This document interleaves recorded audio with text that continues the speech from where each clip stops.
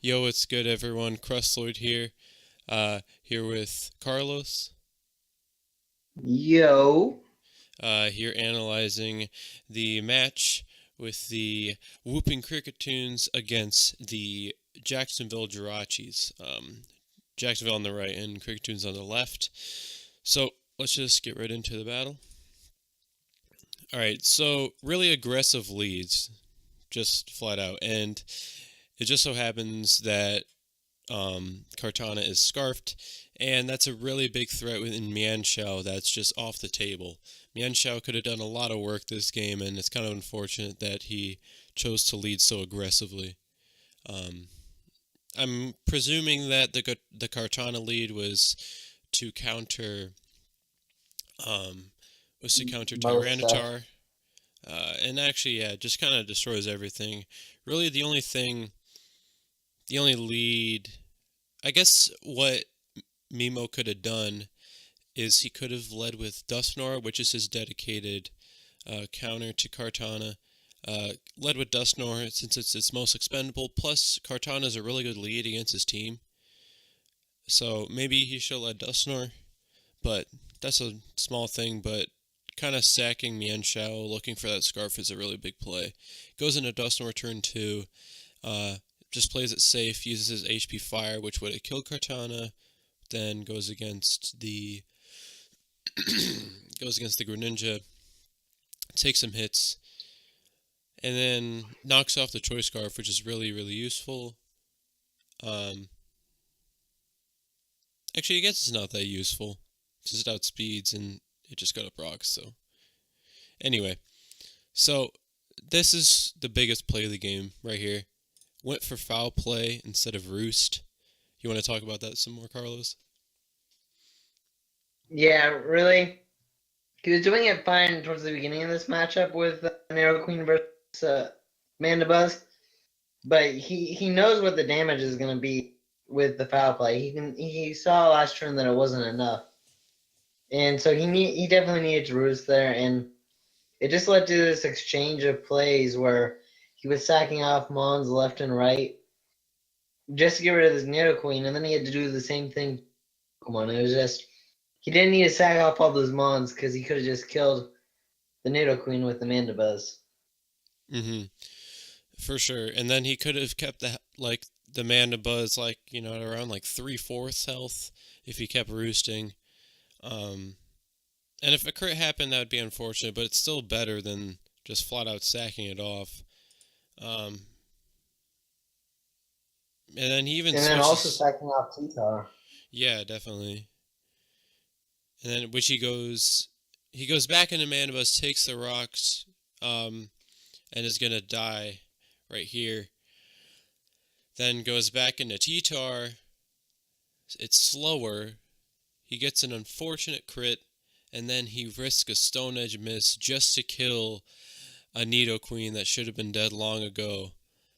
And that one misplay kind of shifted the whole game. Really led to two dead Pokemon instead of zero, um, just taking about 25%. So that was a really big misplay by Mimo. So yeah, if he was playing a little less aggressively, maybe he could be up 6-5 right now at this point in the match. hmm Another thing I'd like to point out is I'm gonna go a couple things. Um, instead of okay, so if Excadrill is Jolly, not Jolly, yeah Jolly. If Excadrill is Jolly, it outsped Nidoqueen. So he also didn't have to sack T-Tar either. Um, if it was Jolly, if it wasn't, then I guess it might have been the best. I would have argued that I don't know. It's just kind of whatever. If it wasn't Jolly, but if it was Jolly, that was a really big misplay too, because you're killing another Pokemon. Um, Yeah, definitely. Kane played this game really well in general, so we're just gonna critique Mimo. Um, Xurkitree switch is a little questionable. Probably personally would have gone Deathsnore.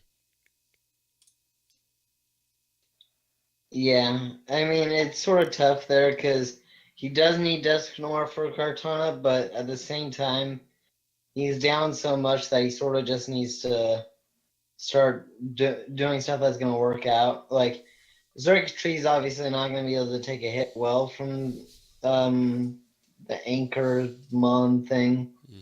Hmm. Domize, there we go.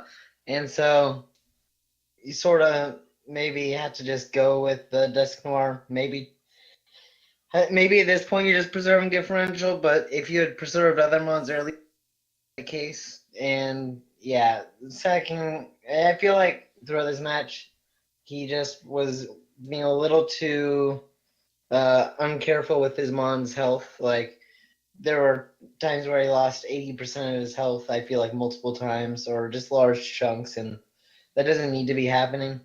You can definitely avoid that if you are.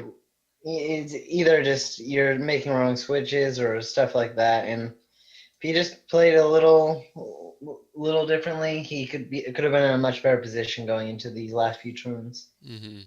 And then after those like three kind of pivotal decisions, it's just kind of cut and dry from there.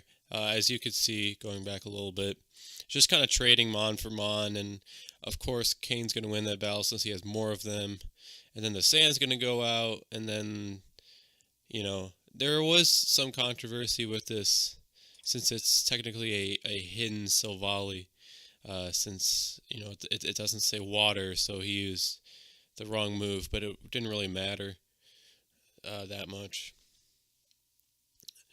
Yeah, at this point the battle was definitely over, and I mean, I know there's controversy over it. In my opinion, there are definitely ways right that he could have figured it out. Maybe he calcs with grass Silvally and sees that water surf would do this much damage, and then with a water one to see it would do significant amount more. But yeah, I guess just to be cleaner, it makes sense that we're gonna go forward with having no in Sub Valley. Hmm. But at that point, it didn't matter, and he could have figured it out if he really tried, but it didn't have an impact at all. Yeah, definitely. Especially since there was only like two turns of Sand left, and he didn't two hit KO him, and it didn't like because Earthquake only did like what 36%, and it was at 100, so it didn't really matter. Um, yeah, pretty pretty like clean game after those really pivotal misplays, and just goes to show that you need to be on point like the entire time when you're playing a Pokemon game, because even if you get behind a little bit and make one big misplay, it can just slip away from your hands, and that's exactly what happened to Mimo this game. So,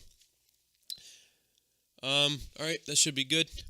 Uh, See y'all next time. We've got some more Week 1 matches for you. Peace.